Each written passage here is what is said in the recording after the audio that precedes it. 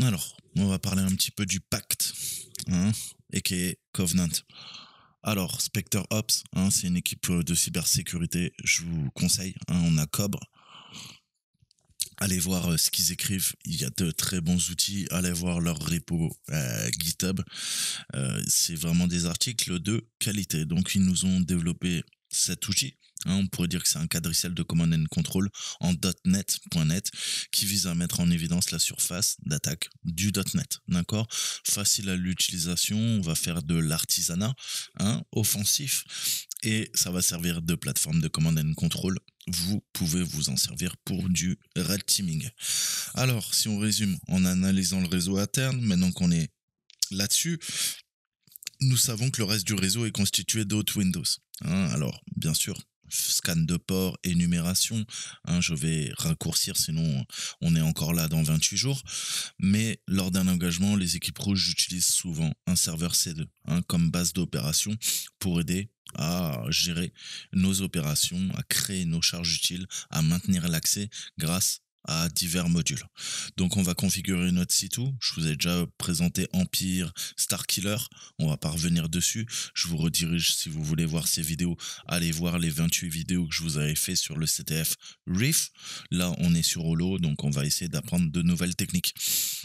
Donc on va utiliser notre serveur de command and control, le C2 ou C2C ou CNC, vous l'appelez comme vous voulez, pour organiser, d'accord, les utilisateurs qui travaillent, toi et tes coéquipiers de la Red Team, et ensuite déployer des modules ou des tâches sur un appareil compromis, c'est le but. D'accord. Donc plutôt que d'utiliser des shells, des charges utiles, des reverse shells, hein, on va utiliser plutôt un stager qui va permettre de dropper, hein, comme un dropper, de déposer une partie initiale de la charge utile qui va venir communiquer avec notre serveur de command and control et qui va rapatrier un second stager qui lui aura la charge virale et qui va pouvoir ensuite installer de nouveaux outils, de nouveaux modules de post exploitation. Donc voilà, vous pouvez utiliser Empire, vous pouvez utiliser Cobalt Strike, mais encore une fois, bah, ça ne sera pas tout à fait les mêmes étapes que je vais développer. Donc je vais parler de Covenant, je vous avais montré il y a très longtemps comment l'installer, mais on l'avait jamais utilisé. Ça va être une bonne mise en bouche, une introduction. Hein, donc ça sera Covenant 101, hein, comme disent les anglo-saxons, quand on introduit un sujet, avant de faire un crash course, on fait du 101, du 101, comme ils les appellent. Et ben ça sera du 101. Je vais pas tout vous expliquer, je vous mettrai plein de ressources pour aller creuser, installez-le, faites des tests, entraînez-vous. Hein, il n'y a que comme ça qu'on peut s'approprier les outils. Voilà, l'installation de Covenant, elle reste simple. Il y a quelques petites bizarreries qui peuvent éventuellement nécessiter un dépannage. Allez voir sur les forums. Mais très concrètement, hein, on va dire, deux installations centrales distinctes. D'un côté, le kit de déploiement logiciel qu'on appelle le Search and Development Kit, aka SDK, le .NET Core, et Covenant de l'autre côté. Donc vous avez compris que c'est la fusion de ces deux composants qui vont nous permettre d'avoir notre infra de command and control. Donc on va installer d'abord le kit de développement SDK, Netcore, d'accord. Covenant, il a besoin de .NET Core, donc c'est focalisé quand on parle de Core Net ou de .NET Core, c'est il n'y a pas d'interopérabilité. On ne parle que de Windows, vous l'avez compris, d'accord. Mais détrompez-vous et ne confondez pas avec du .NET. On peut également faire, mais c'est pas le Netcore qui lui est réservé à Windows.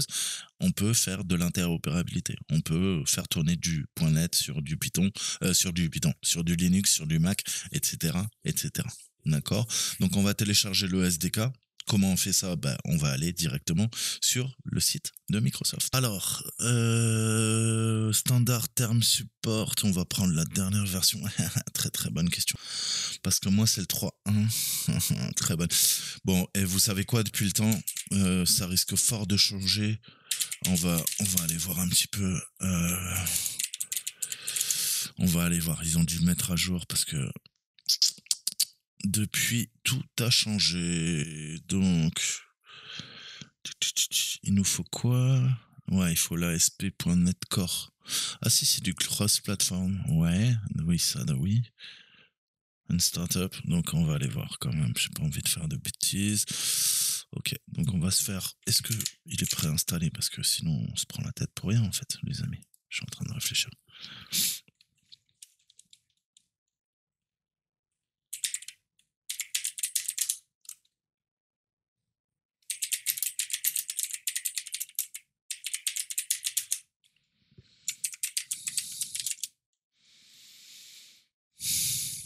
Ah, ok, on va se l'installer. Alors, be sure to recassively. Donc, on va aller dans sudo arsenal.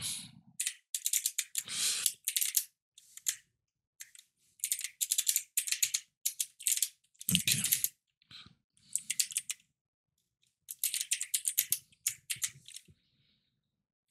Oui, pardon.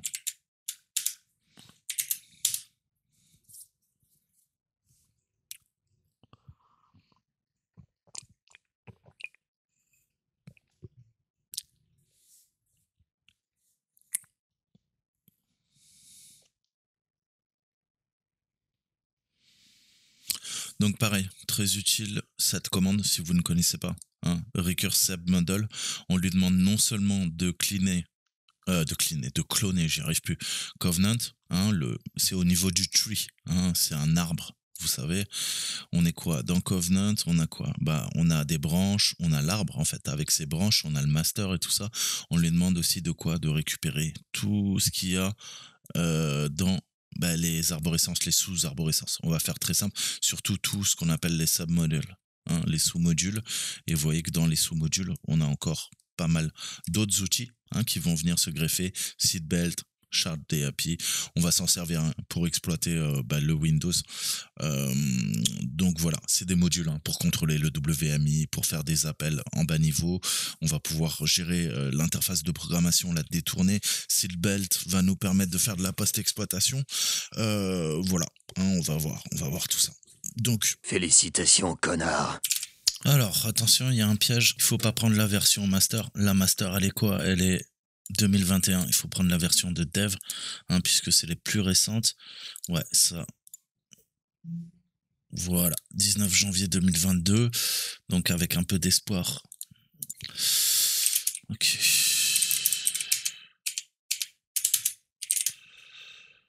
D'accord. Alors, est-ce que je peux faire un .NET? Non, c'est pareil, il va m'emmerder.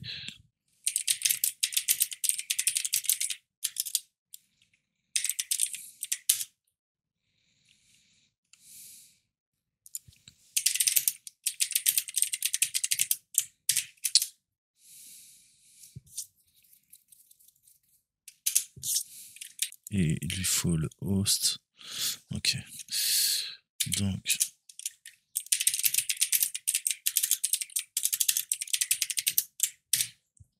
Trois 1 et il nous faut le host aussi en 3.1. Le SDK il est en 3.1. On va le choper aussi, on va pas s'emmerder.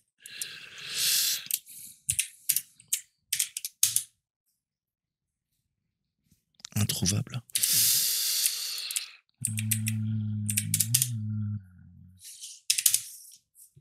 Allez.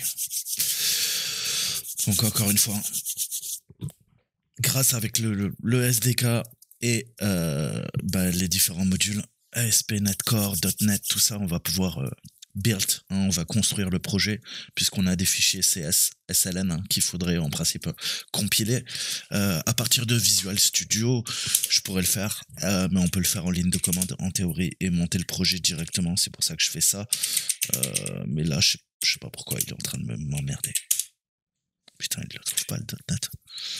Ça me rend fou ça. Putain. J'installe.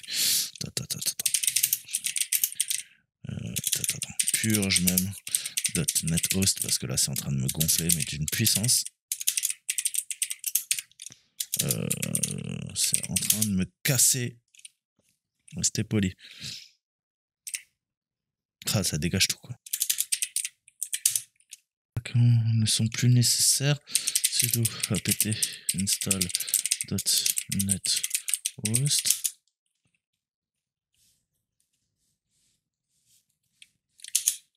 .NET, ça va, ça tourne. Oh putain, on va y arriver. Non mais ça c'est les joies de la programmation les gars. Vous pouvez pas comprendre. Fatal error, does not exist. Ok, on est reparti. Putain, heureusement que t'as la fibre et un SSD, hein, je te le dis, sinon tu passes 3 heures à régler des histoires de dépendance. De toute façon, les programmeurs sont des masochistes. J'espère que... Craquage total. Couldn't find a valid ICU package installed. Ok, bah je vais te le trouver. Ah, tu veux un sudo? Ok. Toujours pas. Ok.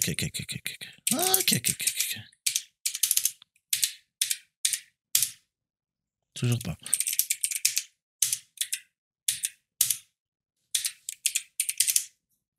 Toujours pas. Ok, bon, il va falloir troubleshoot. C'est pas une question. Set the system configuration flag. What the fuck? Ils ont cru que j'étais développeur Microsoft ou quoi? Alors, I'm trying. Bah, bienvenue au club, mec. Bienvenue. Les joies de la programmation en .NET sur Linux. Ok, the alternative set before running your app. Ok. Faut les droits. Non. Je craque. Donc, faut que j'exporte à partir de mon shell. Voilà, parce que je peux pas faire un sudo export, ça marche pas comme ça en fait. Hein. Comme ça, vous le saurez, sudo export ne marche pas. Donc là, j'exporte dans le shell du root et quand je quitte ça, bah voilà, ça sera plus effectif, d'accord? Sinon là, bah, je faisais un export, tu le vois bien dans Toto le hacker et Toto le hacker, il a pas les droits en écriture, donc on se fait niquer. Tu l'as bien compris. Maintenant que je suis root, bah on va pouvoir lancer peut-être notre projet, hein? Je dis ça, je dis rien. Je dis rien. C'est pas comme si on était en train de s'arracher les cheveux. Et maintenant. What the fuck? Attends.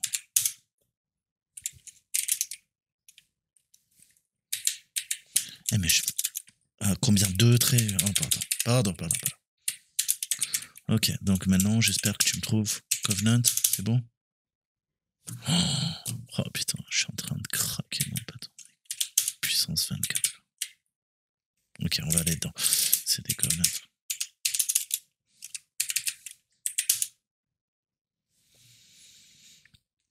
Je te jure, je vais pleurer. Si j'arrive à créer le projet, je vais pleurer. Putain, on a réussi, les gars. On a réussi. Oh putain, je suis trop content. C'est le plus beau jour de ma vie. Putain de bande d'enculés. Ça y est, c'est bon. Quand ça met du temps, c'est que c'est Windows. Donc voilà, hein, la galère, hein, je vous l'avais dit au début. De toute façon, voilà. Mais c'est comme ça qu'on apprend. Hein, c'est comme ça que tu ressors grandi. Tu as appris plein de choses. Oh putain, ça a l'air bon. Je m'en fous de tes warnings. Vas-y, build. Oh, ça y est, les amis. Oh putain, je fais lâcher une larme. Oh putain, c'est le plus beau jour de ma vie. Dites à ma mère que je l'aime. Oh putain, ça y est les gars, ça y est. Donc voilà, je crois que je vais arrêter la vidéo là. Parce que je craque. Et je vais me faire un café, puis on continue tout à l'heure. C'était perdre 1 heure à installer Covenant avec une vieille build du SDK